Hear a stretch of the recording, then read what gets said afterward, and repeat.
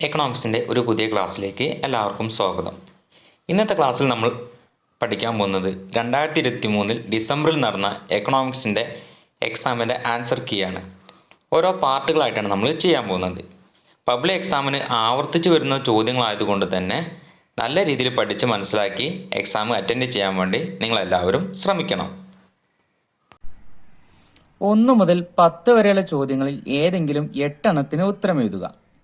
ഒന്നാമത്തെ ചോദ്യം: ഒരു തിരശ്ചീന ചോദന വക്രത്തിലെ എല്ലാ ബിന്ദുക്കളിലും വില ഇലാസ്തികത 0, അനന്തത, സമ ഇലാസ്തികത 1നേക്കാൾ കൂടുതൽ.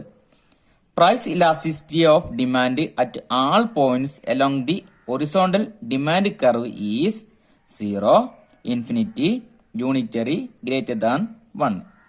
ഏതായിരിക്കും ഇതിന്റെ ആൻസർ? നമ്മൾ പഠിച്ചിട്ടുണ്ട്, ചോദനത്തിന്റെ ഇലാസ്തികത കാണുമ്പോൾ പ്രധാനമായിട്ടും 5 തരത്തിലുള്ള ഇലാസ്തികത ഉണ്ട് എന്ന്. എക്സാമിനൊക്കെ 4 മാർക്കിന് 5 മാർക്കിനൊക്കെ ആവർത്തിച്ച് വരുന്നൊരു ചോദ്യമാണ്. ഒന്നാമത്തെ ഇലാസ്തിക ചോദനം, elastic demand. Inelastic demand, ഇലാസ്തികമല്ലാത്ത ചോദനം. യൂണിറ്ററി ഇലാസ്റ്റിക് ഡിമാൻഡ്, ഏകാത്മക ഇലാസ്തിക ചോദനം.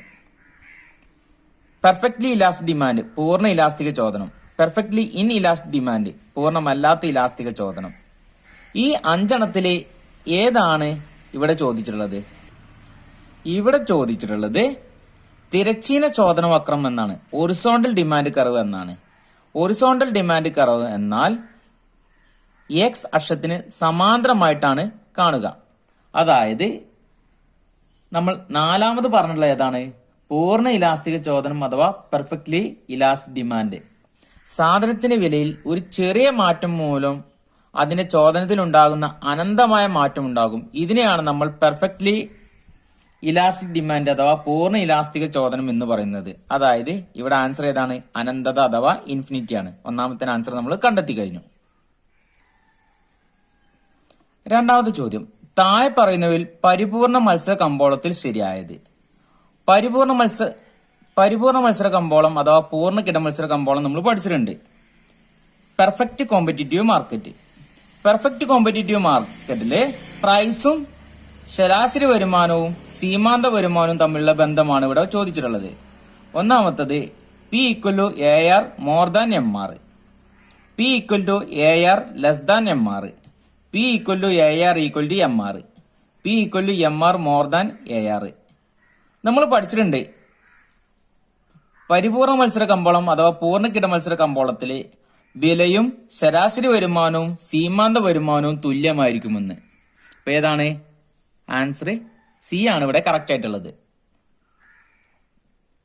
മൂന്നാമത്തെ ചോദ്യം: ഉപഭോക്താവിന്റെ വരുമാനം വർദ്ധിച്ചപ്പോൾ എക്സ് എന്ന വസ്തുവിന്റെ ചോദനം കുറഞ്ഞു എങ്കിൽ എക്സ് എന്ന വസ്തു എ സാധാരണ വസ്തു, പ്രതിസ്ഥാപന വസ്തു, പൂരക വസ്തു, താഴ്ന്ന തരം വസ്തു. Normal good, substitute good, complementary good, inferior good. ഇതിലേതായിരിക്കും? ഒരു ഉപഭോക്താവിന്റെ വരുമാനം വർദ്ധിക്കുമ്പോൾ സ്വാഭാവികമായിട്ടും അയാൾ വാങ്ങുന്ന സാധനങ്ങൾ അളവ് വർദ്ധിക്കുകയോ അല്ലെങ്കിൽ അയാൾക്ക് സാധനങ്ങളോട് കൂടുതൽ താല്പര്യം തോന്നുകയാണ് ചെയ്യാറുള്ളത്.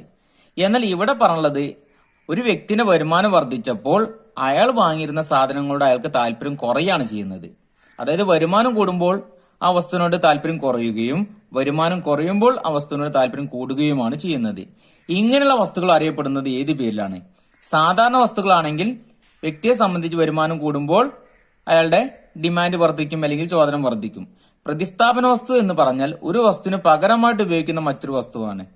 പൂരക വസ്തു എന്ന് പറഞ്ഞാൽ ഒരു വസ്തുവിന് ഉപയോഗം നടക്കണം എന്നുണ്ടെങ്കിൽ മറ്റൊന്നിന് ഉപയോഗം കൂടിയേ തീരുകയുള്ളൂ. ഇപ്പൊ പെണ്ണ് ഉപയോഗിക്കണമെന്നുണ്ടെങ്കിൽ മഷി കൂടിയേ തീരുള്ളൂ. കാർ ഉപയോഗിക്കണമെങ്കിൽ പെട്രോൾ നിർബന്ധമാണ്. എന്നാൽ പ്രതിസ്ഥാന വസ്തുക്കൾ എങ്ങനെയായിരിക്കും? ചായക്ക് പകരം നമുക്ക് കാപ്പി ഉപയോഗിക്കാം, ഷൂവിന് പകരം നമുക്ക് ചെരുപ്പ് ഉപയോഗിക്കാം, ജീപ്പിന് പകരം നമുക്ക് കാർ ഉപയോഗിക്കാം. ഇതൊക്കെ പ്രതിസ്ഥാപന വസ്തുക്കൾക്ക് ഉദാഹരണമാണ്.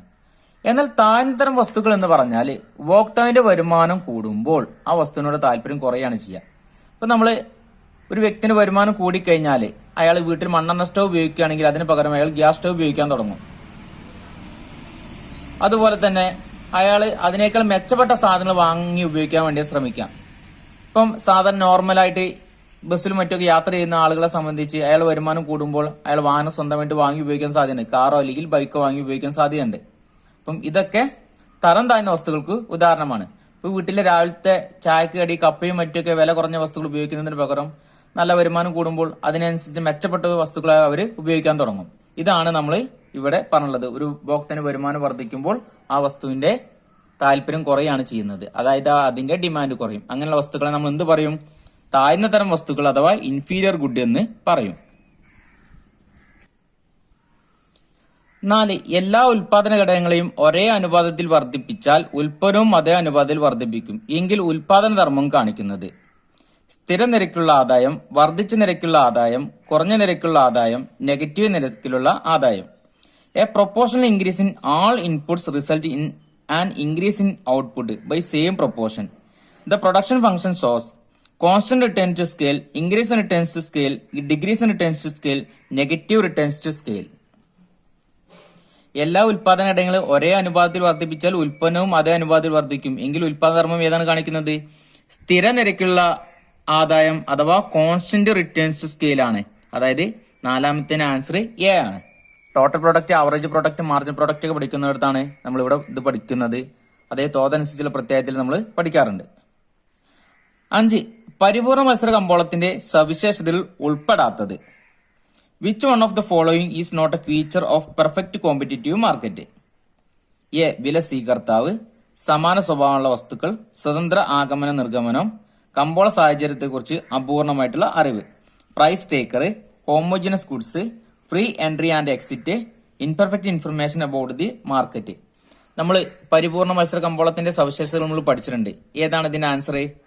അതിൽ വില സ്വീകർത്താവായിരിക്കും, സമാന സ്വഭാവമുള്ള വസ്തുക്കളായിരിക്കും, സ്വതന്ത്ര ആഗമന നിർഗമനം ഉണ്ടായിരിക്കും, കമ്പോള സാഹചര്യത്തെക്കുറിച്ച് അപൂർണമായിട്ടുള്ള അറിവ് എന്നാണ്. ഇവിടെ കമ്പോള സാഹചര്യത്തെക്കുറിച്ച് പൂർണ്ണമായിട്ടുള്ള അറിവ് ആർക്കുണ്ടായിരിക്കും?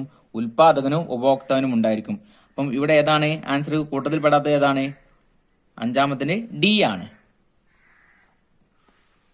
6. ജോൺ മെയ്നാർഡ് കെയ്ൻസ് രചിച്ച പ്രശസ്തമായിട്ടുള്ള ബുക്ക് ഏതാണ്? Principles of economics, general theory of employment, interest and money, wealth of nation economics. നമ്മൾ എക്കണോമിക്സ് പഠിക്കുമ്പോൾ ആദ്യത്തെ ചാപ്റ്റർ അഥവാ മൈക്രോ എക്കണോമിക്സിന്റെ ചാപ്റ്റർ നമ്മൾ പഠിക്കുന്നുണ്ട്. കെയ്ൻസിന്റെ പുസ്തകം ഏതാണ് നമ്മൾ പഠിച്ചിട്ടുണ്ട്. ഏതാണ്? നിങ്ങൾക്ക് എല്ലാവർക്കും അറിയാവുന്ന കാര്യമാണ്. The general theory of employment, interest and money എന്ന പുസ്തകമാണ്. അതായത് ഓപ്ഷൻ ബി ആണ് ഇവിടെ ആൻസർ ആയിട്ട് കിട്ടിയിരിക്കുന്നത്. 7ാമത്തെ ചോദ്യം. തുറന്ന കമ്പോളത്തിൽ ഗവൺമെന്റ് ഇറക്കുന്ന ബോണ്ടുകളുടെ വിൽപ്പന കാരണമാകുന്നത്. Selling of bonds issued by government in the open market result in.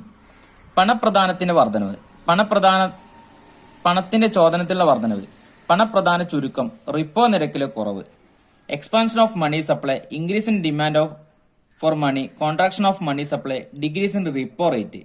ഏതാണ് 7ാമത്തെ ആൻസർ? ഗവൺമെന്റ് ബോണ്ടുകൾ വിൽപ്പന നടത്തുമ്പോൾ അവിടെ പ്രധാനമായിട്ടും എന്താണ് സംഭവിക്കുക? ഇപ്പൊ ഗവൺമെന്റ് എന്തെങ്കിലും പണത്തിന് ആവശ്യം വരികയോ അല്ലെങ്കിൽ കമ്പോളത്തിൽ അല്ലെങ്കിൽ രാജ്യത്തിന്റെ സമ്പദ് വ്യവസ്ഥയിൽ പണത്തിന് അളവ് കൂടുകയോ ചെയ്യുമ്പോൾ ഗവൺമെന്റ് എന്ത് ചെയ്യും? ബോണ്ടുകളും മറ്റൊക്കെ അടിച്ചിറക്കാറുണ്ട്. എന്തിനു വേണ്ടിയാണ്? ഒന്നുകിൽ ഗവൺമെന്റിന് ആവശ്യമുള്ള പണം കിട്ടാൻ വേണ്ടി, അല്ലെങ്കിൽ സമ്പദ് വ്യവസ്ഥയിലെ പണത്തിന്റെ അളവ് അമിതമായിട്ടുള്ള വർധനവ്, അല്ലെങ്കിൽ ഇൻഫ്ലേഷൻ, അല്ലെങ്കിൽ പണപ്പെരുപ്പം കുറയ്ക്കാൻ വേണ്ടി. അപ്പം ഗവൺമെന്റ് ബോണ്ടുകൾ ഇറക്കുമ്പോൾ എന്ത് ചെയ്യും? ജനങ്ങളും അല്ലെങ്കിൽ സ്ഥാപനങ്ങളൊക്കെ ഈ ബോണ്ടുകൾ കൂടുതലായിട്ട് വാങ്ങുകയും അങ്ങനെയാണ് അവരുടെ കയ്യിലുള്ള പണമൊക്കെ എവിടേക്ക് എത്താൻ സാധ്യതയുണ്ട്? ഗവൺമെന്റിലേക്ക് എത്താനും സാധ്യതയുണ്ട്. അപ്പം ഇവിടെ എന്താണ് കാരണമാവുക? ഗവൺമെന്റ് ബോണ്ടുകളും മറ്റും അടിച്ചിറക്കി കഴിഞ്ഞാൽ പണത്തിന്റെ അളവ് കുറയും, സമ്പദ് വ്യവസ്ഥയിൽ പണത്തിന്റെ അളവ് കുറയാണ് ചെയ്യുക. പണപ്രധാന ചുരുക്കം അഥവാ കോൺട്രാക്ഷൻ ഓഫ് മണി സപ്ലൈ.